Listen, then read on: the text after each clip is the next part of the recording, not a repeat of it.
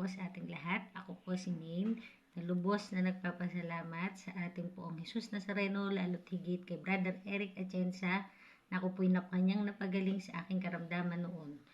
We believe that all these are miracles from above. If there's one thing I could only prove despite all these happenings, is that God is with us.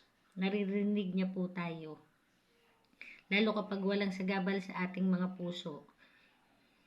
He will provide us His blessings and miracles to us through the people that He will send as an angel in disguise. At iyan po ay si Brother Eric Atienza. Napakabait po at napakamatulungin na tao. At lalo po't higit ang kanyang pamilya. Isa po ako at saksi po ako sa kanilang kabutihan. Marami pong salamat sa aking kagalingan at kalakasan palagi. Mag-iingat po kayong palagi lahat at God bless po.